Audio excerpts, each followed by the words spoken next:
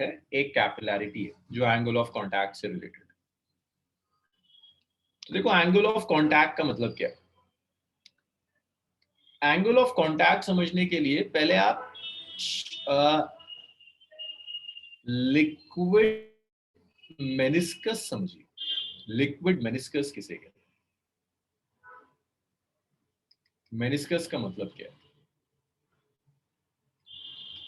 Meniscus means the top surface of the liquid. Liquid की जो top surface है उसे आप मेनिस्कस कहते हो। This means top surface of liquid.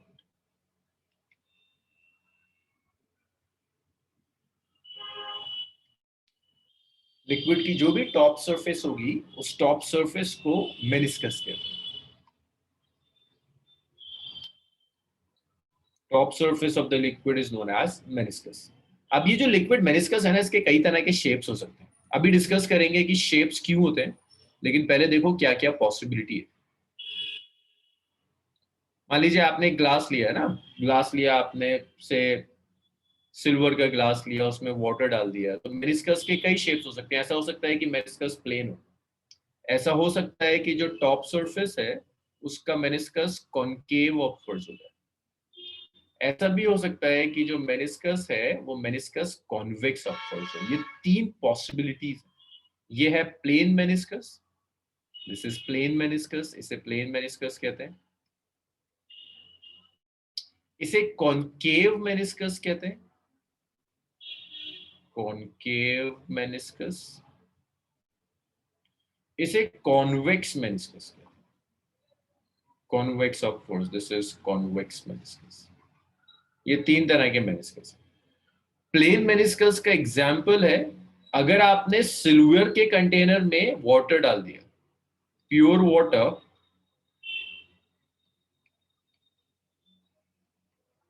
In silver glass, silver के ग्लास में अगर आपने प्योर वाटर डाल दिया तो मेनिस्कस प्लेन होगा। अगर आपने वाटर लिया ग्लास में, इन सिल्वर ग्लास, या ग्लास तो मटेरियल होता है, सिल्वर का कंटेनर लिया और उसमें डाल दिया तो मेनिस्कस प्लेन होगा। अगर आपने वाटर लिया और उसे ग्लास में रख दिया ना, कांच के ग्लास में रख दिया, तो मेनिस्कस कॉनकेव अपवर्ड्स होगा। अगर आपने mercury Lee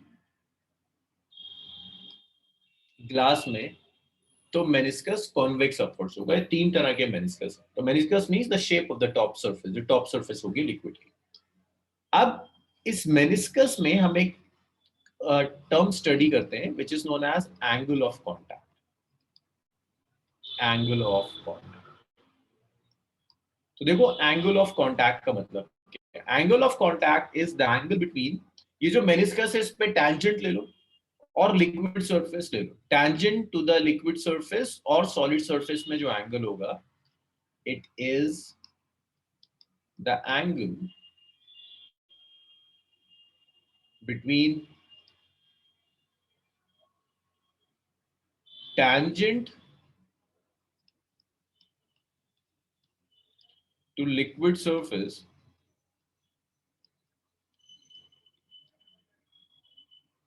and solid surface in contact.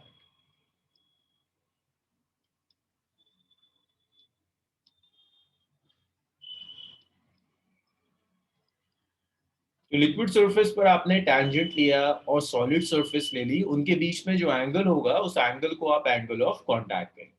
तो देखो अगर मैं इन तीन टाइप के मेनिस्कस के लिए एंगल ऑफ कांटेक्ट कैलकुलेट करने की कोशिश करूं, लाइक प्लेन मेनिस्कस के लिए, तो देखते हैं प्लेन मेनिस्कस के लिए एंगल ऑफ कांटेक्ट क्या होगा। ये है ना लिक्विड सरफेस, इस पे टैंजेंट लोगे ऐसा जाएगा। ये सॉलिड सरफेस है, मैं मार्क भी कर देता हूं, ये आपके लिक्विड सरफेस है, ये है आपकी लिक्विड सरफेस, और ये है आपकी सॉलिड सरफेस। लिक्विड सरफेस और सॉलिड सरफेस के बीच में जो एंगल होगा, that angle is angle of contact.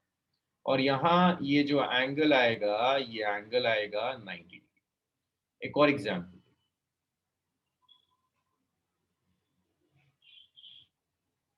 Solid surface, ये लिक्विड सरफेस। तो ये सॉलिड सरफेस है आपकी, ये लिक्विड सरफेस पर आपने टेंजेंट लिया, इन दोनों के बीच का जो एंगल है theta, this is angle of contact. बताओगे यहाँ पर जरा, ये एंगल ऑफ कॉन्टैक्ट कैसा दिख रहा है आपको? एक्यूट दिख रहा है, ऑब्ट्यूज दिख रहा है, क्या लग रहा है? एंगल ऑफ कॉन्टैक्ट कैसा है? हाँ शफक देखो, एंगल जो है ना ये तो एक्यूट है ना, theta is acute.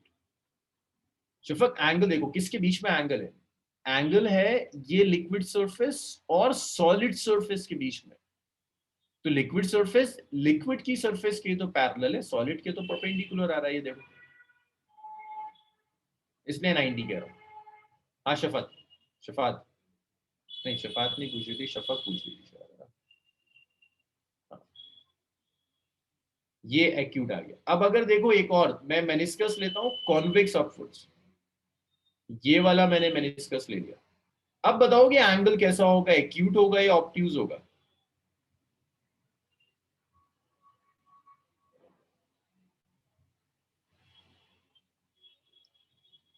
Theta is an obtuse angle.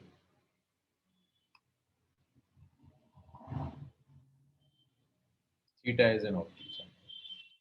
तो इसका जो एग्जाम्पल है, एग्जाम्पल्स तो मैंने लिख दिए थे आपको, है ना? तो इसका एग्जाम्पल है आपका water in glass container, water in silver container.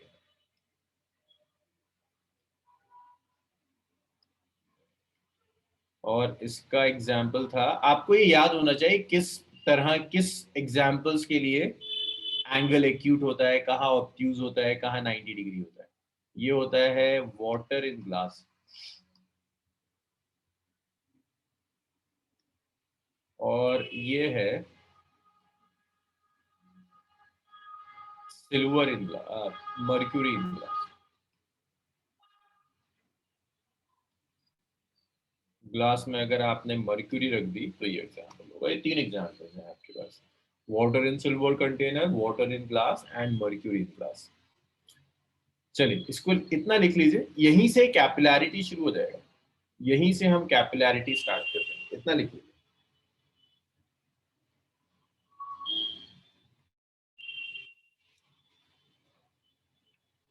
Harshit plane surface के टेंजेंट का मतलब है प्लेन सरफेस के पैरेलल एक लाइन ले लेना। अगर मैं आपसे कहूं इस पर टेंजेंट लो तो आप इसके पैरेलल एक लाइन ले।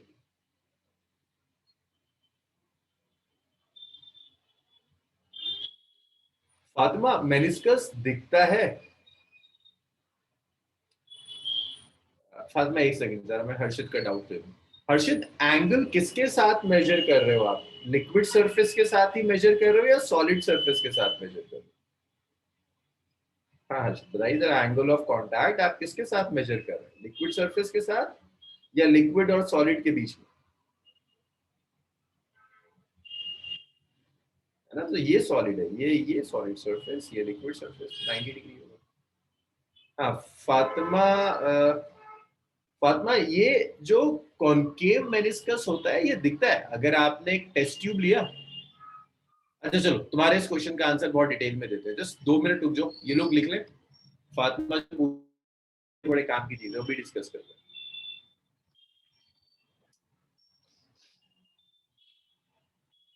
भाई इतना लिख लो तो बता दो मुझे, इसे रब करते हैं फिर आगे बढ़ेंगे। फिर फातिमा ने जो क्वेश्चन पूछा है उसे डिस्कस करेंगे, बहुत इंपॉर्टेंट क्वेश्चन।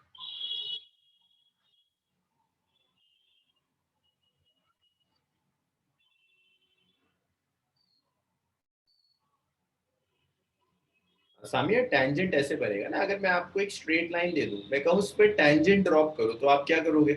इस स्ट्रेट लाइन के ऊपर एक पैरेलल लाइन ले लो, टेंजेंट भी प्लेन हो जाएगा। ठीक है, ये थी ना लिक्विड सरफेस। सामिया आबिद, हाँ Samiya Rauf, solid surface glass की सरफेस है, ये वाली, ये सरफेस है ना ग्लास की सरफेस।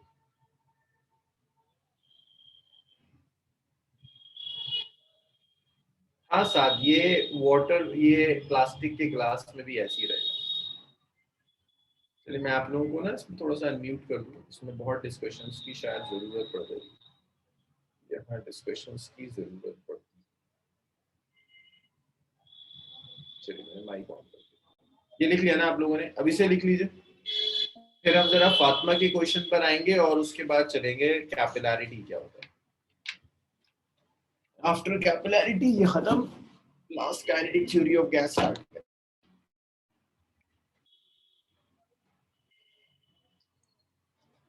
हाँ, साथ प्लास्टिक में भी ऐसी रहेगा।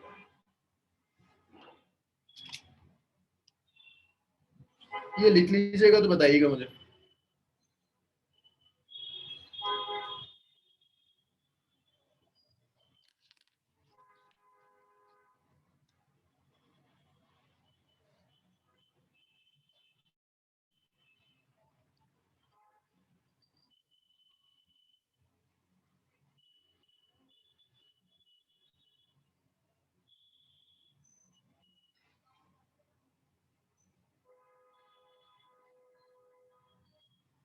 चलिए लिख लिया सब लोगों ने। अब सुनिए जरा, थोड़ी देर सुनिए। देखिए, ये जो मेनिस्कस है ना, ये मेनिस्कस आप तब ऑब्जर्व करेंगे जब आपकी सरफेस का साइज बहुत छोटा है। लैब में आप लोगों capillary tube use, capillary tube तो पता नहीं आपने यूज करा ना हो, टेस्ट ट्यूब यूज किए होंगे ना। टेस्ट ट्यूब का डायमीटर बहुत कम होता है। तो अगर आप वाटर को टेस्ट ट्यूब में डालोगे तब आप ये ऑब्जर्व करेंगे, तब आप ये मेनिस्कस ऑब्जर्व करेंगे टेस्ट ट्यूब के अंदर। लेकिन अगर आपने वाटर को मान लीजिए बड़े ब्रॉड से कंटेनर में डाल दिया, पतीला लिया आपने ना, उसमें वाटर डाल दिया, वहां आपको मेनिस्कस नहीं दिखेगा। मेनिस्कस आपको तब दिखेगा जब वाटर सरफेस का साइज बहुत कम, सरफेस एरिया कम। मेनिस्कस इज यूजुअली ऑब्जर्व्ड, हाँ शफा कभी आता हूँ, usually observed when size of liquid surface is small.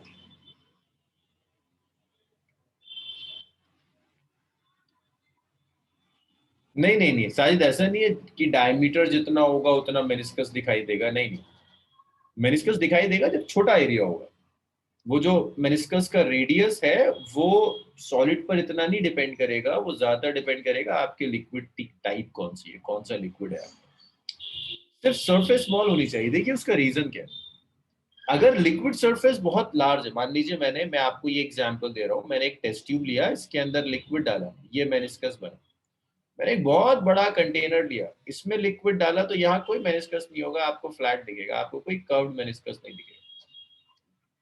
और शफक, मेनिस्कस कोई अलग सी चीज नहीं, टॉप सरफेस, बस आपने पानी भर दिया किसी चीज में, वाटर की जो टॉप सरफेस, उसे मेनिस्कस कह रहे हैं। तीन शेप्स हो सकते थे, प्लेन हो सकता था, कॉनकेव हो सकता था, कॉन्वेक्स कॉन्वेक्स हो सकता था। लेकिन ऐसा क्यों हो रहा है कि यहाँ तो मेनिस्कस विजिबल है, यहाँ मेनिस्कस विजिबल नहीं है? उसका जो रीजन है वो ये है कि मेनिस्कस आता है सरफेस टेंशन की वजह से। हाँ शफक, उसी पर आ रहा हूँ। अब ये जो मेनिस्कस आता है ना, ये मेनिस्कस आता है सरफेस टेंशन की वजह से। तो जिस सरफेस में देखो, यहाँ सरफेस का साइज कम है, सरफेस का वेट कम है, सरफेस टेंशन स्ट्रांग होगी।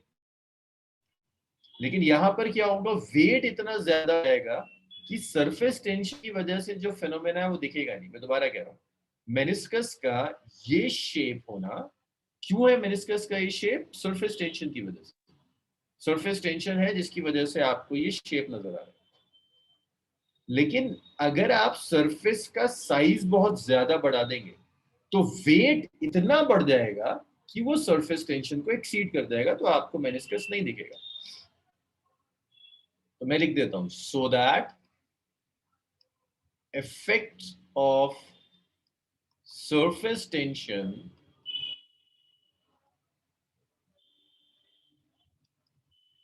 is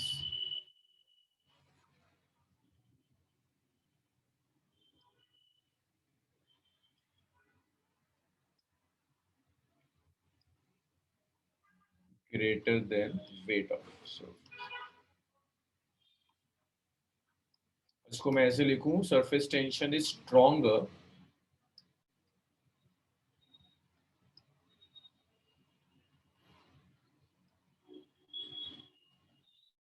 सरफेस टेंशन का इफेक्ट स्ट्रॉन्ग है एज कंपेयर टू वेट। लेकिन अगर बहुत बड़ी सरफेस हो जाएगी, बहुत सारे मॉलिक्यूल्स होंगे, सब प्लेन हो जाएगा।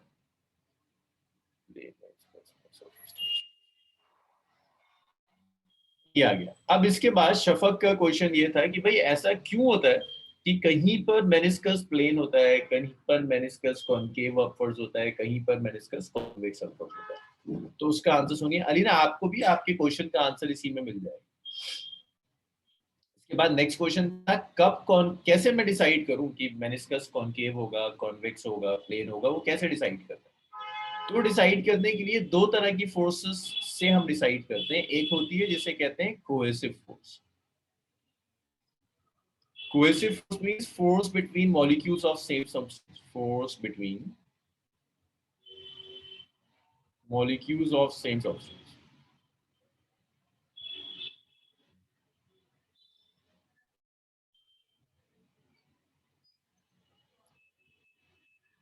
एक ही सब्सटेंस है, उसके मॉलिक्यूल्स के बीच में जो फोर्स होगी उसे आप कोहेसिव फोर्स।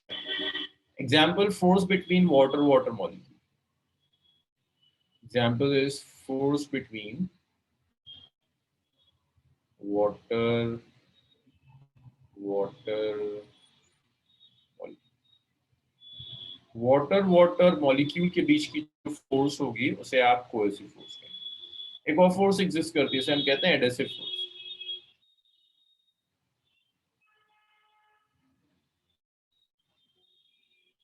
एडेसिव फोर्स वो है जो अलग अलग मॉलिक्यूल्स के बीच में एक्ट करेगी। फोर्स बिटवीन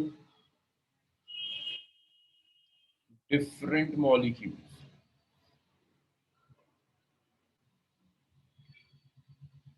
ऐसे लिखे मॉलिक्यूल्स ऑफ डिफरेंट सब्सटेंस। हाँ, force between molecules of different substance. Example water और ग्लास मॉलिक्यूल्स के बीच में जो फोर्स होगी that is adhesive force. Force between water and glass molecule.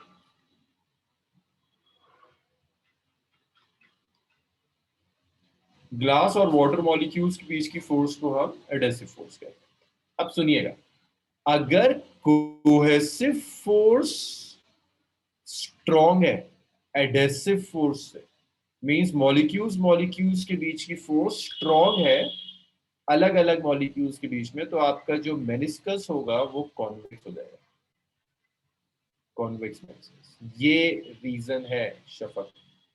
अगर कोहेसिव फोर्स, तो ये काम होता है मर्क्यूरी में, मर्क्यूरी इन ग्लास। तो जब आप मर्क्यूरी को ग्लास में डालते हैं ना, तो मर्क्यूरी मर्क्यूरी मॉलिक्यूल्स के बीच की फोर्स स्ट्रॉन्ग होती है as compare to mercury glass molecules. अगर कोहेसिव फोर्स वीक हो जाए एडहेसिव फोर्स, तो आपको कॉन्केव मेनिस्कस।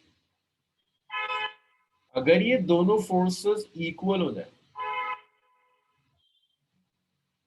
अगर ये दोनों फोर्सेस इक्वल हो जाए तो प्लेन भी जाएगा। जी शफक, अब बताइए, अब आपको समझ में आया कैसे डिसाइड करते हैं कि कब होगा? अच्छा, अलीना पूछ रही है मतलब प्लेन मेनिस्कस में सरफेस टेंशन एक्सीड होती है। अ, अलीना, किसी भी तरह से ना हम शेप से मेनिस्कस के सरफेस टेंशन नहीं डिसाइड करते, हम कोहेसिव और एडिसिव फोर्सेस को कंपेयर कर सकते हैं शेप से। हाँ, कॉन्केव का एग्जांपल मैंने लिखा है ना सामने, अभी लिखा था मैंने, वाटर इन ग्लास। अगर ग्लास में वाटर डाल दिया ना तो कॉन्केव।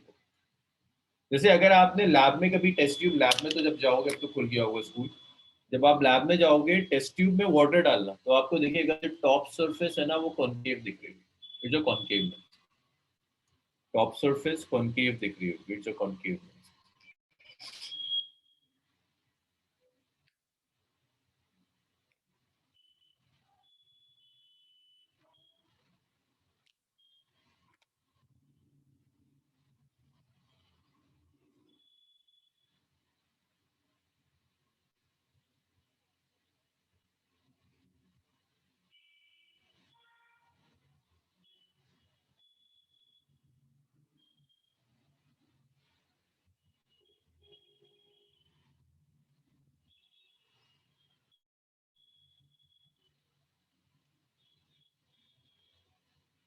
ये लिख लिया इतना आप लोगों ने?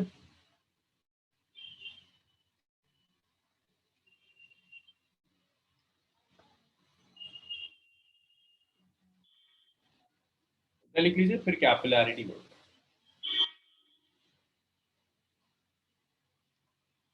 जी हिमांशु लिखिए।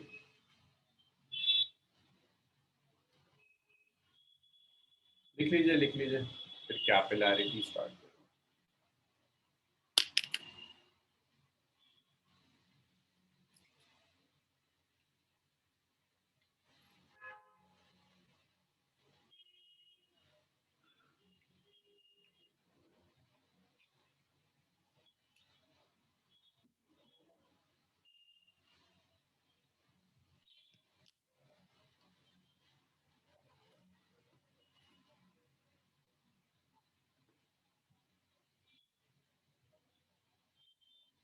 हाँ सामिया, काइनेटिक थ्योरी स्टार्ट हो जाएगा, आधे घंटे का ऑर्डर।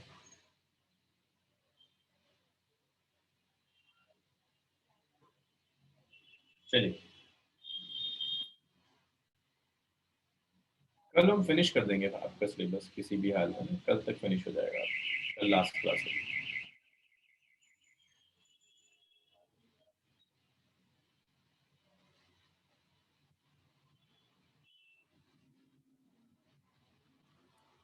चलिए नेक्स्ट देखिए, कैपिलैरिटी।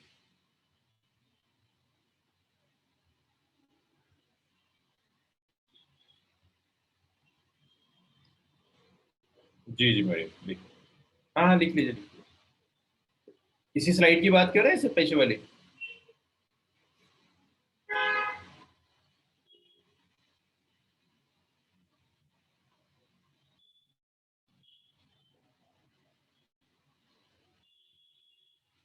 हिमांशु ने लिख लिया, मरियम आप लिख लें तो बताइएगा।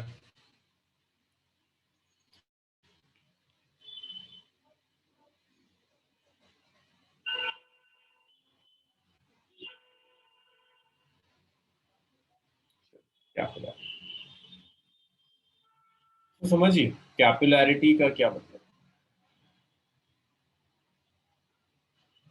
लिखिए साहब, लिखिए लिखिए।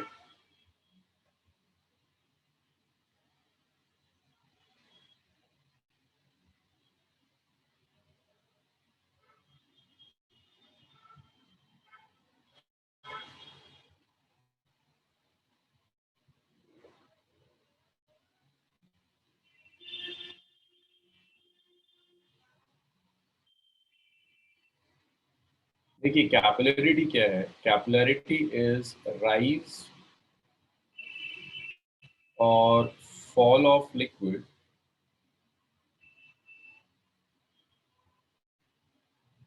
in capillary tube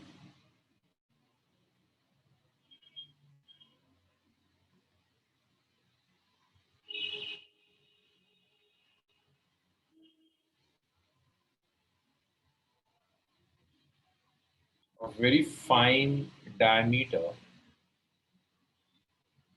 is capillarity। देखिए इसका मतलब ये है कि अगर मान लीजिए मैंने एक कंटेनर लिया, तो इस कंटेनर का साइज देखकर बताइए मुझे, आपको क्या लगता है क्या इस कंटेनर में कहीं मेनिस्कस बनेगा? इस कंटेनर में आपको क्या लगता है क्या मेनिस्कस बनेगा? हर्षित सही कह रहा है, अलीना सही कह रही है, इल्मा सही कह रही है, सामिया गलत है। साद का सही है, हमदा का सही है। यहाँ कोई मेनिस्कस नहीं होगा ना, और सब प्लेन ही दिख रहा होगा। कोई कर्व मेनिस्कस नहीं होगा, ना कॉनकेव दिखेगा ना कॉन्वेक्स दिखेगा, मैं कैसा भी लिक्विड ले लूं, क्योंकि शेप बहुत बड़ा है सरफेस का। अब अगर इसी में मैं आपको एक बहुत ही फाइन सा ट्यूब दे दूं, बहुत बारीक सा, मैंने आपको एक ट्यूब दे दिया, इसे कैपिलरी ट्यूब कहते हैं, ये भी लैब्स में होते हैं। एक तो टेस्ट ट्यूब होते हैं, टेस्ट ट्यूब से बहुत बारीक होता है, ये समझो कि एक टेस्ट ट्यूब के अंदर आप 20-30 कैपिलरी ट्यूब रख सकते हैं, ये इतना फाइन डायमीटर का ट्यूब। तो जैसे ही आप इस ट्यूब को डालोगे ना, हाँ मैं यही सोच रहा था कोई पूछे, एक मिनट चपक अभी आया मेरे साथ, उसको मैं गिरा। तो जैसे ही आपने इस कैपिलरी ट्यूब को डाला ना, यार होगा क्या, इस कैपिलरी ट्यूब में लिक्विड का लेवल राइज करना शुरू कर देगा। जैसे ही आप कैपिलरी ट्यूब डालोगे, इस कैपिलरी ट्यूब के अंदर लिक्विड का लेवल राइज करना शुरू कर देगा। इस राइज कर, या फिर डिपेंड करता है लिक्विड पर, ऐसा भी हो सकता है कि कैपिलरी ट्यूब के अंदर लिक्विड का लेवल राइज करने की जगह गिर जाए। डिपेंड करेगा कौन सा लिक्विड है, राइज भी कर सकता है, फॉल भी कर सकता है। ऐसा हो सकता है कि लिक्विड का लेवल कैपिलरी ट्यूब में फॉल कर जाए, कम हो जाए, यहाँ पहुंच सकता है लिक्विड का लेवल, कैपिलरी ट्यूब में इतना फॉल कर गया। ये राइज है और ये फॉल है। is rise or fall of liquid in a capillary tube of a very fine diameter is known as capillarity. इसको आप capillarity, ये बहुत कॉमन फिनोमेना है। आप लोगों में से जिसके पास भी बायोलॉजी है उसने पढ़ा होगा जाइलम और फ्लोएम, कि आप जो भी पानी देते हैं वो रूट्स में देते हैं और रूट्स से वो पानी ऊपर तक चढ़ जाता है। ऊपर कौन लेकर जा रहा है? Capillary action. तो वो जो कौन से टिश्यूज होते हैं जो वाटर लिक्विड लेकर जाते हैं, जाइलम या फ्लोएम? जाइलम। तो जाइलम बेसिकली ऐसा समझो कि जाइलम बहुत फाइन कैपिलरी ट्यूब्स है। वो कैपिलरी ट्यूब्स रूट्स तक है, जैसे ही आपने रूट्स में पानी डाला कैपिलरी एक्शन की वजह से वो पानी ऊपर तक उठ जाएगा। That's a capillary action. और बहुत कॉमन चीज है, वो होता नहीं है कि हाँ बॉडी में भी है। जैसे ये जो ब्रिक्स होती हैं, ब्रिक्स में भी बहुत फाइन होल्स होते हैं। उन फाइन होल्स की वजह से उसमें भी कैपिलरी एक्शन होता है। कि अगर आपने देखा हो, आप एक ब्रिक लीजिए, एक ईंट लो, उसको रख दो पानी में, तो कुछ देर में पानी उस ब्रिक में ऊपर तक चढ़ जाएगा। सीलन इसीलिए आती है। So that is again a capillary action. तो ऐसा नहीं है कि आपको कोई पंप लगाना पड़ रहा है। आपने लिया और उसके अंदर जस्ट कैपिलरी ट्यूब डाल दिया, लिक्विड अपने आप उठ जाएगा, उसे कैपिलरी एक्शन कहते हैं। That's capillary.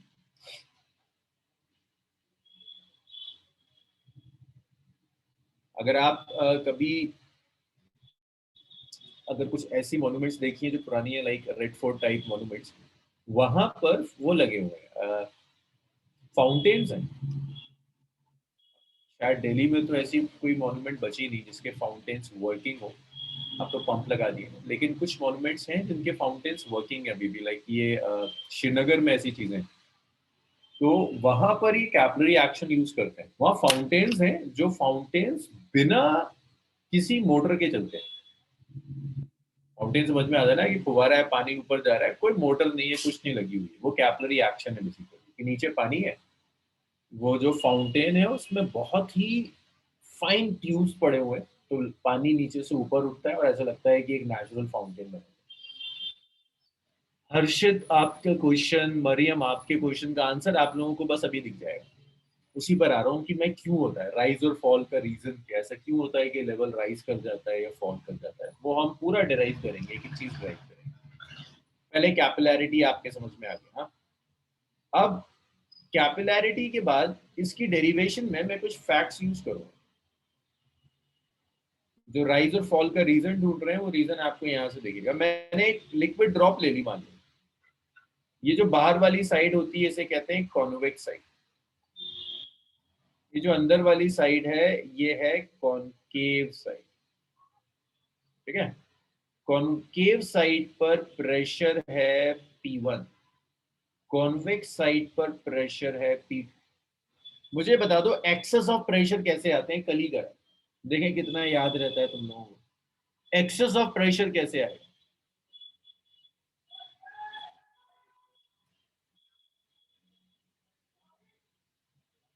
अरे बता दो, कौन से में से किसे सब्ट्रैक्ट करेंगे? कॉन्वेक्स ही लिख देता हूँ। एक सात का आंसर आया बस, बाकी तो पता नहीं क्या करें। शिफा का भी आया, राहेब का भी सही आया, और सामिया का भी सही आया, फातिमा का भी सही आया। कैसे सब्ट्रैक्ट करेंगे? कॉनकेव में से अंदर जो प्रेशर होता है वो ज्यादा होता है, कॉनकेव साइड में से कॉन्वेक्स साइड के प्रेशर को सब्ट्रैक्ट कर देंगे तो एक्सेस ऑफ प्रेशर आ जाएगा।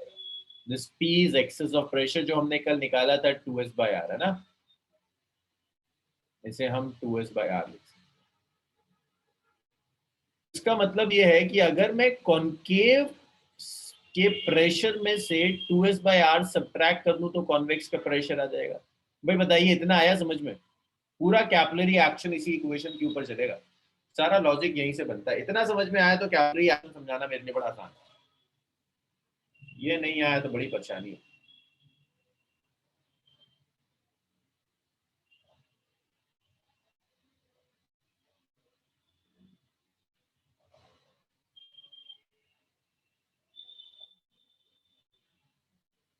देखिए, ये मैंने कल बताया था कि इनसाइड द ड्रॉप प्रेशर ज्यादा होता है बाहर के कंपेयर। इनसाइड का मतलब है कॉन्केव है, आउटसाइड ये वाला जो रीजन है इसे कॉन्वेक्स कहते हैं। शेप पढ़े होंगे ना आपने रे ऑप्टिक्स में। तो इनसाइड प्रेशर ज्यादा था, बाहर प्रेशर कम है। इनसाइड और बाहर के प्रेशर का जो डिफरेंस है उसी को एक्सेस ऑफ प्रेशर कहते थे, विच इज 2s/r। इसे आप लेफ्ट में ले आइए, पी कॉनकेव माइनस 2s/r कितना आ जाएगा? पी कॉन्वेक्स आ जाएगा। तो अगर आपको कॉन्वेक्स साइड पर प्रेशर चाहिए तो ये पी कॉनकेव माइनस 2s/r आपको कॉन्वेक्स साइड पर प्रेशर देगा। भाई बताइए, ये आया ना? इसे याद रखिएगा, इसे हम बहुत यूज करेंगे कैपिलैरिटी की डेरिवेशन।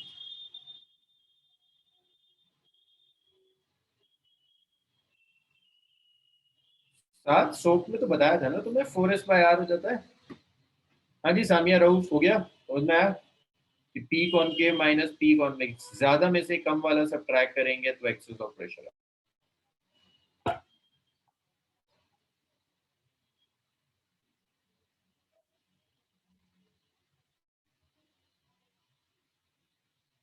चलिए इसको लिख लीजिए, हाँ इसको हम कैपिलैरिटी में यूज करते हैं।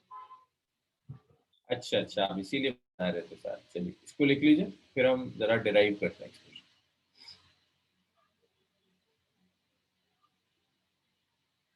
साथ अगर मैं आपको लिक्विड दे रहा हूँ, मैं आपसे कह रहा हूँ वाटर है, तो आप सोप का तो यूज नहीं करेंगे ना। सोप का आप तब यूज करेंगे जब आपसे कहा जाएगा कि सोप सोल्यूशन। मैं भी आपको वाटर दे रहा हूँ, सोप नहीं दे रहा। सोप होगा तो बिल्कुल आप सही कह रहे हैं, 4s/r।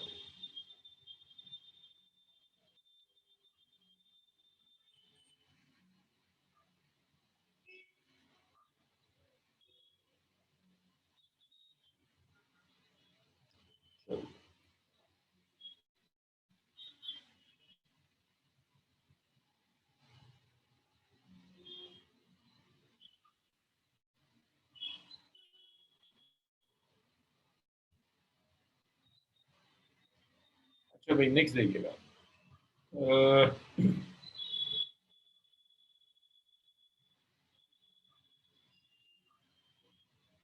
अब कैपिलरी एक्शन देखो, इसे एसेंट फॉर्मूला भी कहते हैं।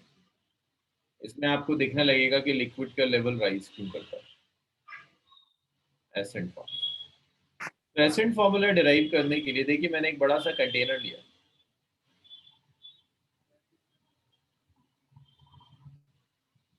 इसमें कुछ लिक्विड पड़ा हुआ है।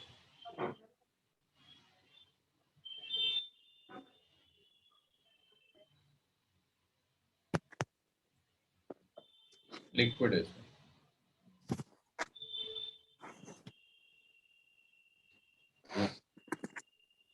अभी पूरा आपका लिक्विड इक्विलिब्रियम में, लिक्विड इक्विलिब्रियम में होने का मतलब है, मैं आपको कुछ पॉइंट्स लेकर दिखा रहा हूँ। This is point A, just below the liquid surface. This is point B, this is a point C, and this is a point. अभी मैंने कोई कैपिलरी ट्यूब नहीं डाला, मेनिस्कस इज प्लेन। तो आप लिख सकते हैं pressure at A is equal to pressure at B, which is equal to pressure at C, which is equal to pressure at D, which is equal to atmospheric pressure. P naught is atmospheric pressure. भाई इसमें कोई परेशानी है किसी को? सब कुछ equilibrium में मीन्स हर जगह प्रेशर सेम रहा होगा तभी इक्विलिब्रियम। पी नॉट डी तो ओपन है ना एटमॉस्फेयर में, this is P not D open atmosphere में, यहाँ भी प्रेशर पी। ये बताइए, ये क्लियर है? अब हम कैपिलरी ट्यूब डालेंगे तो यहाँ बहुत चेंजेस हो।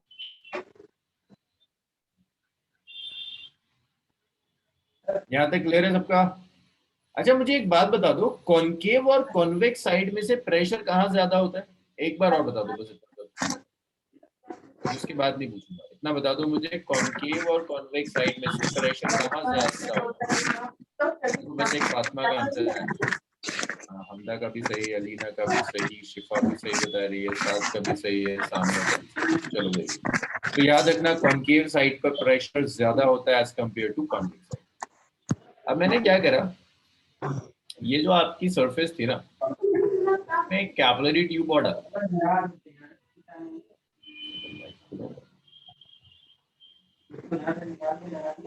मेरे माइक को पता नहीं क्या,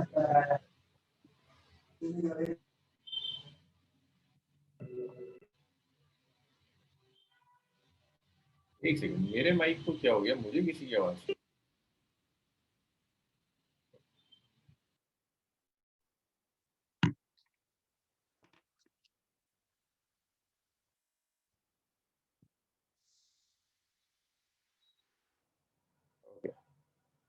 चलो।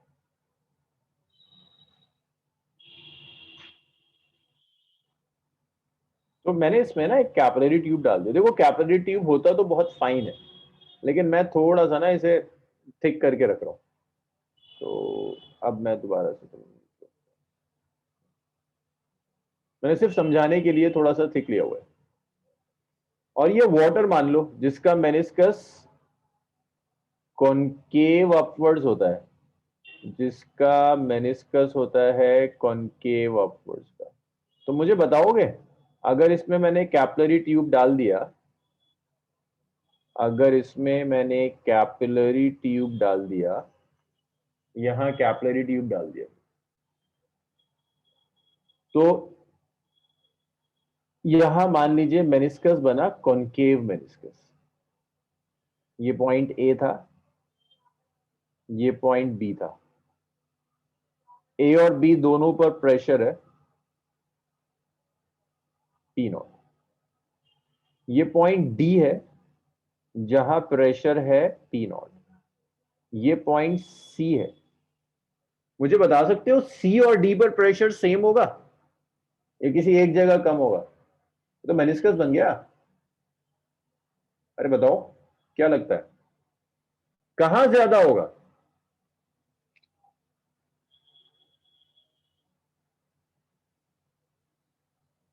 डी पर कम होगा, सी पर ज्यादा होगा। अच्छा भाई, कॉनकेव साइड है डी, डी पर प्रेशर ज्यादा होगा, सी पर कम हो जाएगा। तो देखो जरा, ऑन, ये है ना, ये है यार कॉनकेव साइड। तुमने खुद ही कहा था कॉनकेव साइड का प्रेशर ज्यादा होता है। ये है कॉन्वेक्स साइड पर, कॉन्वेक्स साइड का प्रेशर कम होता है। So on introducing capillary tube, meniscus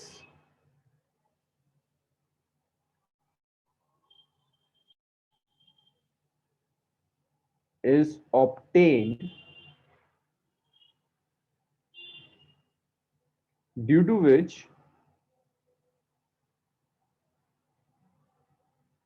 pressure at point C decreases. सो मरियम, हाँ बिल्कुल सही कह रही हैं आप, डी पर लिक्विड तो नहीं है लेकिन डी पर एयर तो है, एयर प्रेशर तो होगा, है ना? यहां भी तो देखो, अगर मैं लिक्विड ड्रॉप ले रहा हूं बाहर, तो लिक्विड तो नहीं था ना, बाहर तो एयर थी, एयर प्रेशर लगा रही थी। लेकिन अभी एयर कॉन्वेक्स साइड पर थी तो प्रेशर कम था। अब थोड़ा सा अलग हो गया, एयर कहां पर है, कॉनकेव साइड पे, तो प्रेशर ज्यादा होगा, पी नॉट होगा। हाँ मरियम बताइए, आया? बिल्कुल आप सही कह रही हैं, वहां लिक्विड नहीं है लेकिन एयर की वजह से भी तो प्रेशर होगा, वो पी नॉट है। अच्छा अब बहुत टफ काम। हाँ हमेशा कॉनकेव साइड ज्यादा होगा, हमेशा, जब भी कॉनकेव साइड है तो प्रेशर ज्यादा होगा, कॉनकेव पे हमेशा प्रेशर ज्यादा होगा। अच्छा मुझे ये बता दो कि डी पर प्रेशर पता है, मुझे पता है डी पर प्रेशर इज पी नॉट, है ना? सी पर प्रेशर कितना होगा? अभी सिखाया था तुमने, मैंने शायद यहां कुछ सिखाया था। सी पर बता दो मुझे प्रेशर एट सी कितना होगा, इतना बता दो फिर मैं सारा सॉल्व कर दूं।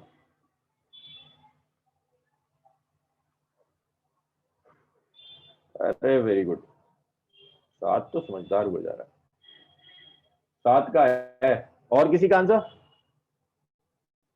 गुड, साजिद का भी सही है। और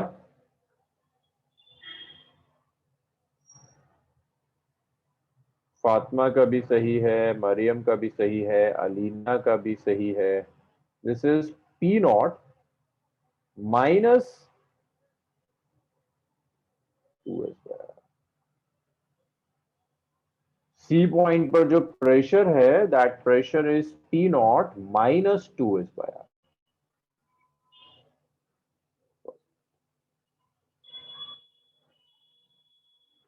ये पहली इक्वेशन है, ये समझ में आया सबको? S is surface tension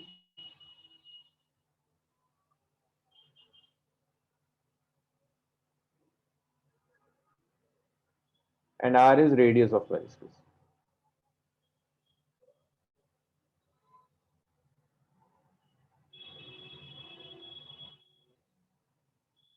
r is radius of meniscus. अच्छा मुझे एक चीज और बताइएगा जरा सा, हाँ एक छोटी सी चीज और बताइएगा कि ए पर प्रेशर कितना है? ए पर प्रेशर बता दो। देखो मजा तभी आएगा जब तुम बताओगे, मैं सारा सॉल्व कर भी दूंगा ना तो थोड़ी देर में ऐसा लगेगा कि सब उड़ गया ऊपर से। हाँ, ए पर प्रेशर इज पी नॉट, सी पर pressure is P not minus 2s/r, है ना? अब जरा सा मुझे 1 और 2 को कंपेयर करके बता दो कहां प्रेशर कम है। Points A and C are at same level, है तो सेम लेवल के पॉइंट्स ना, same level, but pressure at C is less than that on A। तो C पर प्रेशर A के कंपेरेबल कम है भाई, कम हो गया प्रेशर। अब एक बात बताओ, अगर एक लिक्विड में एक ही लेवल पर 2 पॉइंट्स हैं, एक जगह प्रेशर ज्यादा है एक जगह कम है, तो क्या होगा यहाँ? एक ही लेवल पर 2 पॉइंट्स हैं, एक जगह प्रेशर ज्यादा है दूसरी जगह प्रेशर कम है, क्या होगा यहाँ बताइए? अरे डेंसिटी नहीं भाई, इक्विलिब्रियम में रहेगा या लिक्विड मूव करने लगेगा? मूव करेगा यार, एक जगह हाई प्रेशर एक जगह लो प्रेशर है, इक्विलिब्रियम कैसे हो जाएगा? मूव करेगा। यहाँ ज्यादा प्रेशर है यहाँ कम प्रेशर है, तो लिक्विड हाई प्रेशर से लो प्रेशर पर जाना शुरू करेगा। फॉल नहीं आते, फॉल नहीं होगा, राइज है ना ए से। सो लिक्विड विल शिफ्ट, और ऐसे कहो will flow from A to,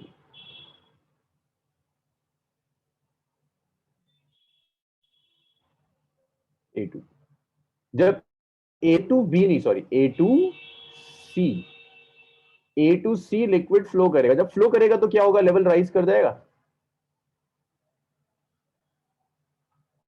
rise करेगा ना, एच हाइट तक राइज कर गया। अच्छा जब ये लिक्विड राइज करेगा तो सी पर प्रेशर और बढ़ जाएगा। So when liquid rises to height h, pressure at C becomes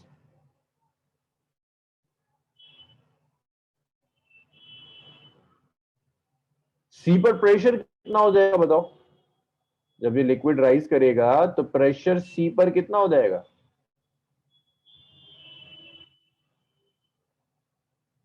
P not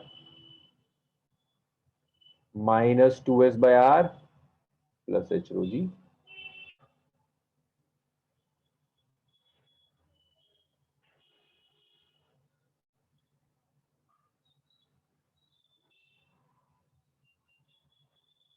P not minus 2s/r plus H rho G, ये प्रेशर हो जाएगा C पर।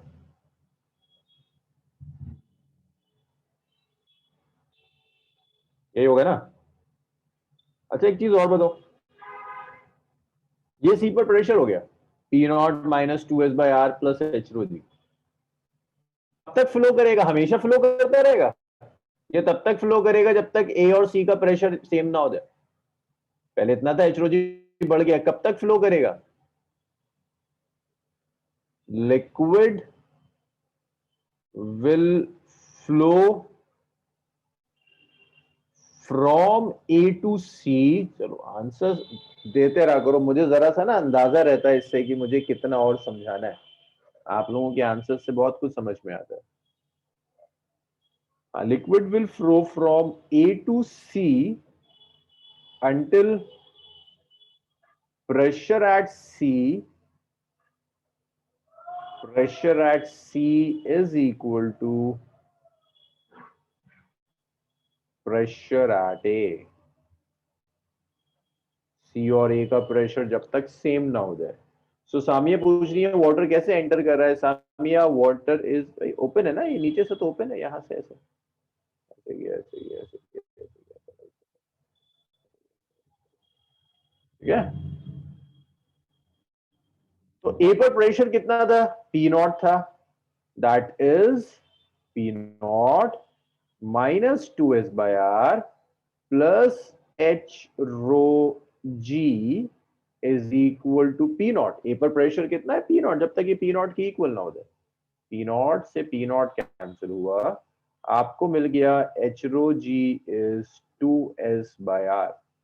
सो आपको मिल गया H is two S by R rho G. So this is the height, which is 2s by r rho g, height of the column, 2s by r rho g। इतनी height तक rise कर। याद रखिएगा are किसका radius है? Tube का radius नहीं है, this is radius of meniscus. तो देखिए राहिब का कुछ क्वेश्चन है, हाइट सर एक्चुअल नहीं पता होगी। हाँ लेकिन राहिब जब रुकेगी हाइट हम तब कैलकुलेट कर रहे हैं ना, ये हाइट तो हम तभी ले रहे हैं ना जब पूरा इक्विलिब्रियम स्टैब्लिश हो गया। तो जहां रुका राइज करने के बाद वो वाली हाइट ले। पता है ना आपको कि यहाँ से कितना ऊपर उठा होगा? मेजर कर लीजिए, स्केल से भी मेजर आप कर सकते हैं, तो आपको पता चल जाएगा कितना ऊपर गया। ये बताइए, ये आया समझ में आपको?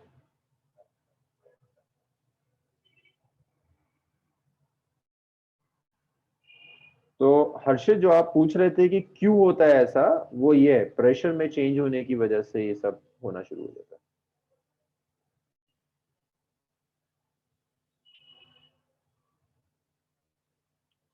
कॉन्केव ई,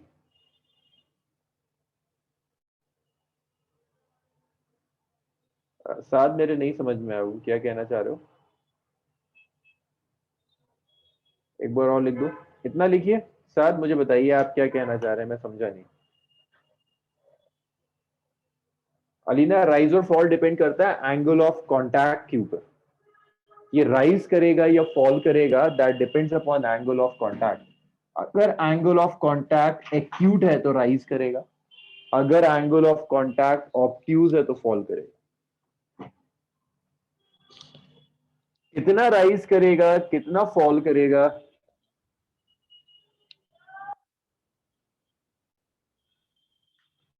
वो देखो इन सारे फैक्टर्स पे डिपेंड कर रहा है। Surface tension, radius of meniscus, density and acceleration की ग्रेविटी। इतना देखिए, एक छोटी सी कैलकुलेशन और है इसमें, हम उसे भी करते हैं।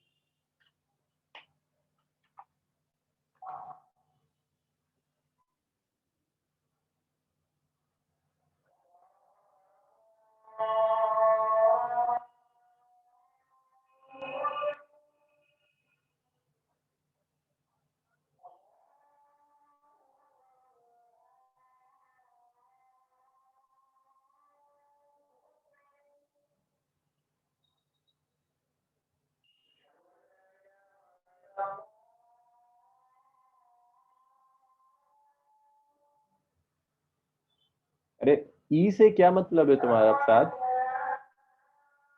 ई पॉइंट कह रहे हो? मर्जी है आपकी, आप रहेगा तो कॉनकेव ही ना, आप इसका नाम ई लिख दीजिए, यहाँ कोई फर्क नहीं पड़ता।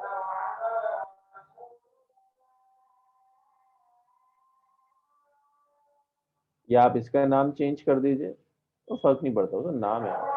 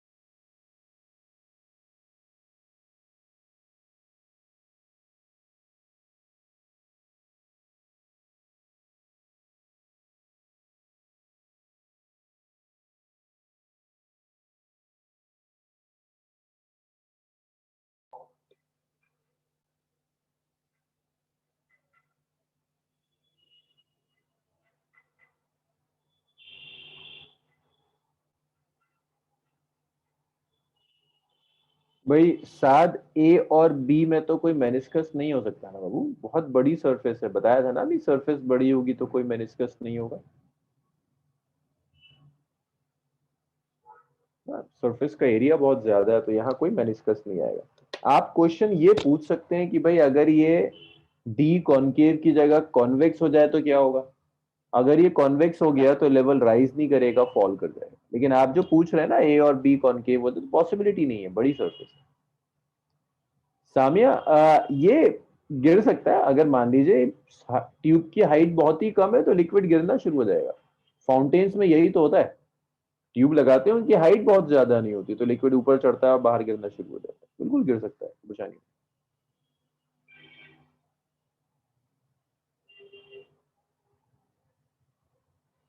चलिए इसको लिख लीजिए फिर।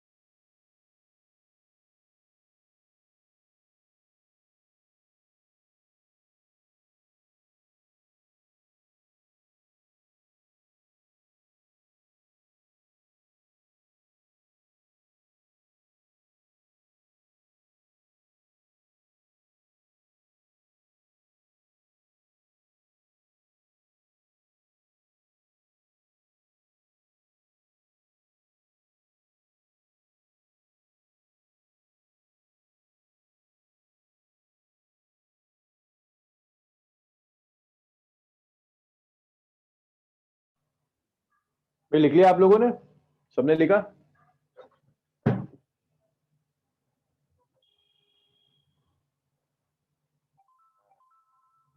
इसमें एक छोटा सा काम और हो सकता है।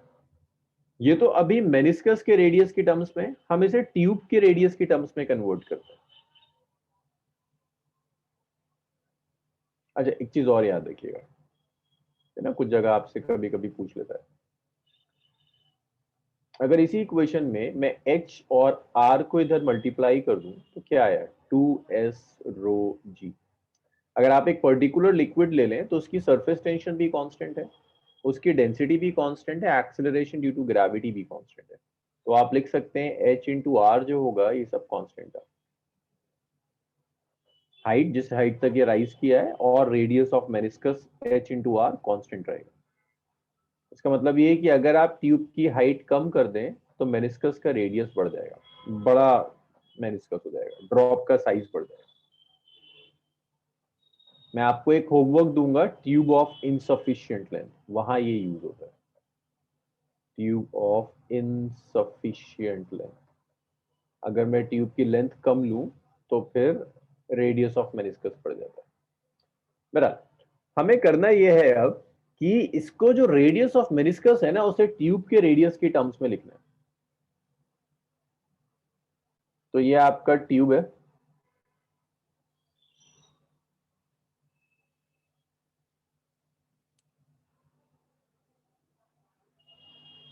ये ट्यूब है आपका,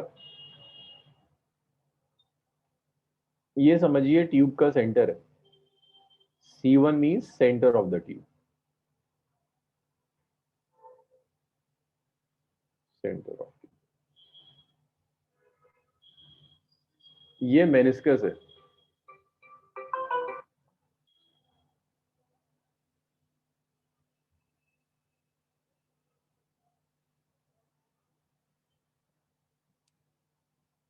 ये मेनिस्कस बन रहा है। हाँ, मेनिस्कस थोड़ा सा ऊपर बनाना पड़ेगा।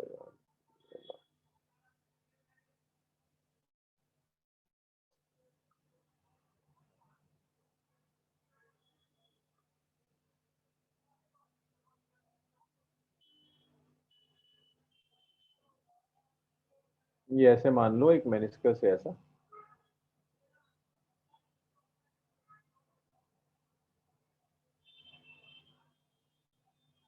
यहां कहीं मेनिस्कस का सेंटर होगा, जैसे C2 the centre of the meniscus. ये जो सेपरेशन है इसे मैं स्मॉल आर कह रहा हूं, नहीं ये capital R is radius of the meniscus. तो C2 is centre of meniscus,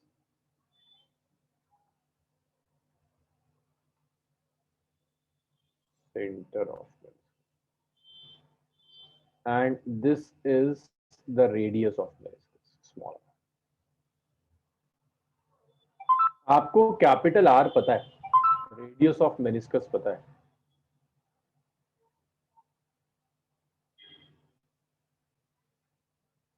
आपको स्मॉल आर चाहिए,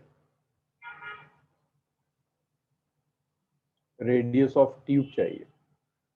तो देखो उसके लिए मैं कुछ एंगल्स ले रहा हूं, जरा मुझे बता सकते हो इस वाले एंगल को क्या कहेंगे, ये वाला जो एंगल, इस एंगल को क्या कहेंगे, कुछ नाम है इस एंगल का, एंगल ऑफ कांटेक्ट है ना, एंगल ऑफ कांटेक्ट। अच्छा अब देखो ये पूरा तो 90 डिग्री था, तो ये जो बचा है ये कितना आ गया, 90 माइनस थीटा आ गया। अब ये अगर 90 माइनस थीटा तो ये कितना आ गया, ये थीटा आ गया,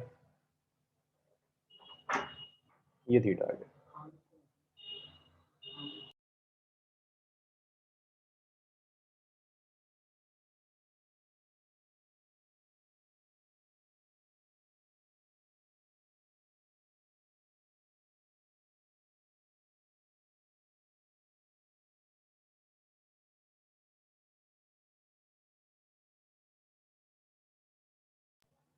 जी हर्षित, हम रेडियस ऑफ ट्यूब में ही कन्वर्ट करने की कोशिश कर रहे हैं, वही हम कोशिश कर रहे हैं रेडियस ऑफ ट्यूब की टर्म्स में से कन्वर्ट करना। तो देखिए आप यहां से cos थीटा लिख सकते हैं, cos थीटा क्या होता है, इट्स बेस अपॉन हाइपोटेनस, तो कैपिटल आर आ गया small R by cos theta.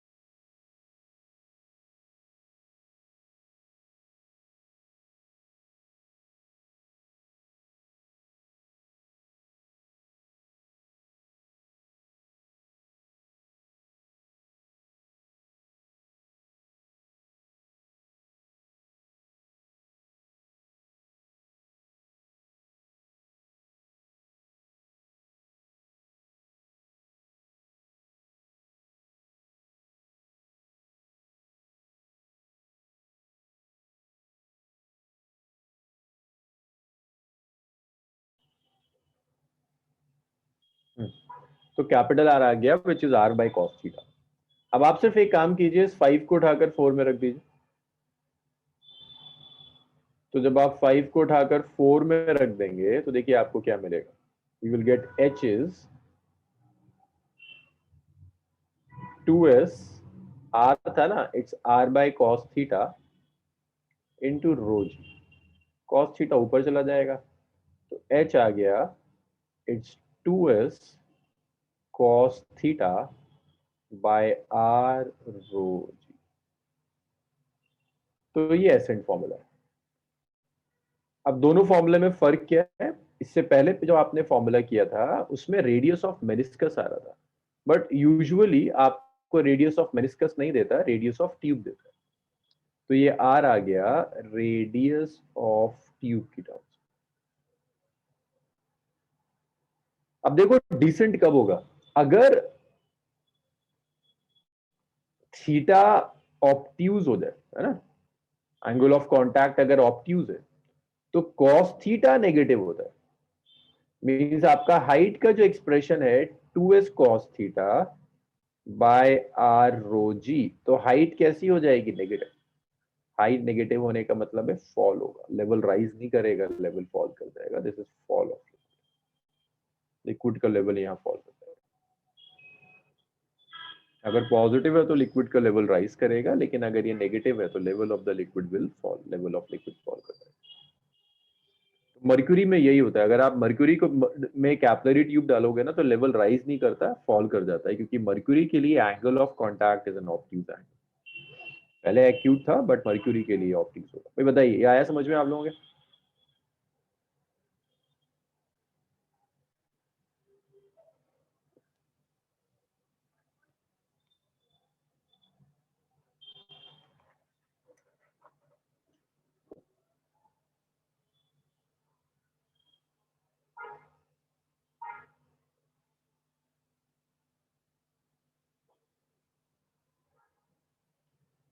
हम यहाँ किसके कॉम्पोनेंट्स लेंगे? कॉस थीटा के थोड़ा ना कॉम्पोनेंट्स लेंगे, और यहाँ वेक्टर्स भी नहीं है कैपिटल आर स्मॉल आर की आप कॉम्पोनेंट्स लें। कॉम्पोनेंट्स तो यूजुअली आप वेक्टर क्वांटिटीज के लेते हैं।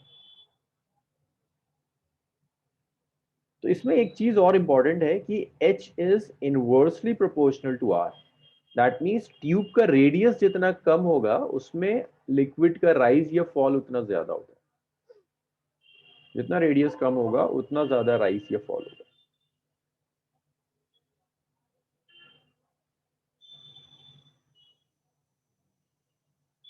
सामिया, अगर मैं एक्यूट ले रहा हूं then the shape of the meniscus is concave ना।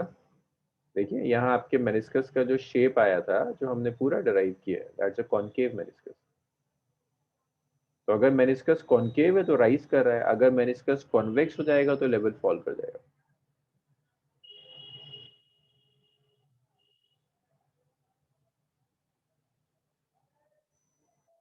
तो अगर वाटर है ना आपके पास तो लेवल राइज करेगा, अदरवाइज अगर मर्क्यूरी होगी तो लेवल फॉल करेगा।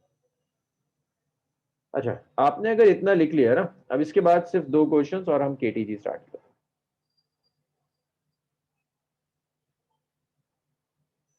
ये आपको होमवर्क होगा, आपको डिस्कस करना है, डिस्कस राइज ऑफ लिक्विड। ये कंसेप्चुअल क्वेश्चन है इन capillary tube of insufficient length।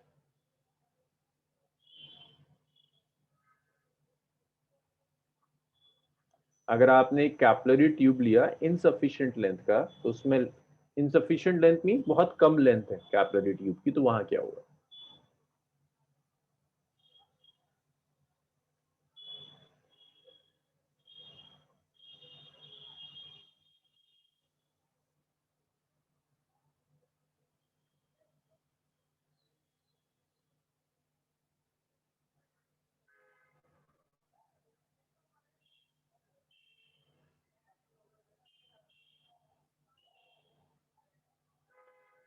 Mubashra हो जाए तो बताइएगा।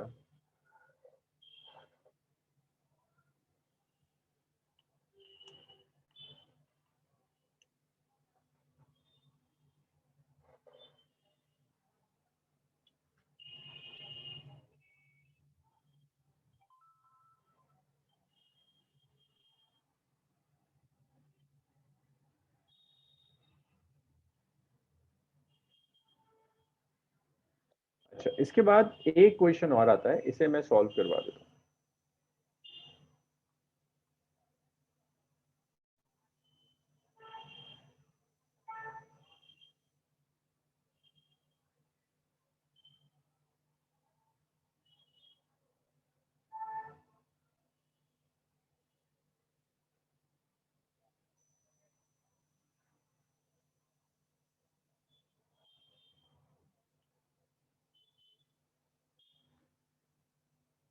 आपने ये कंटेनर लिया,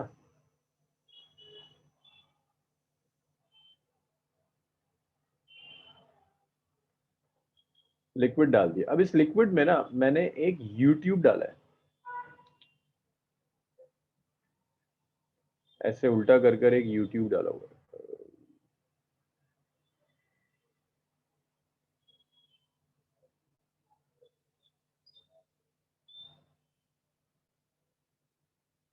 ऐसे कर कर एक यूट्यूब यहां डाला हुआ है।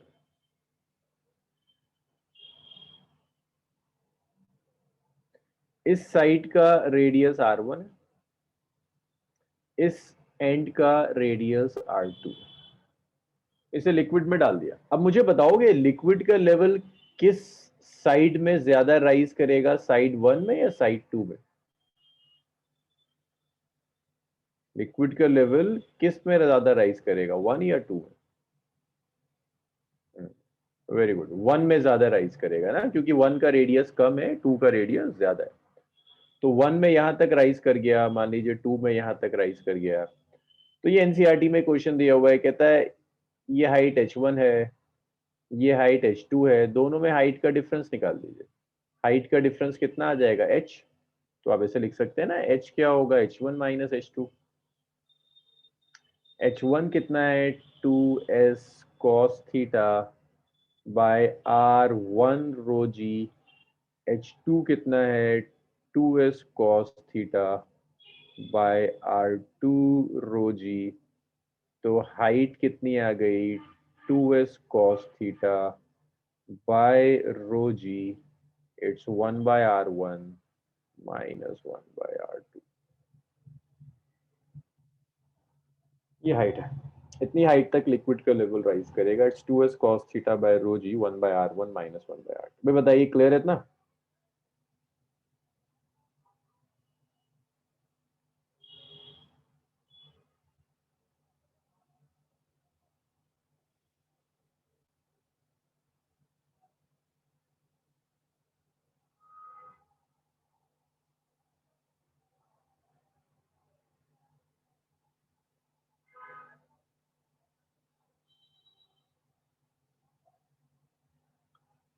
Okay, so this completes your fluid dynamics. Fluid खत्म हुआ, अब लास्ट चैप्टर है काइनेटिक थ्योरी ऑफ गैस, वो हम स्टार्ट करते हैं।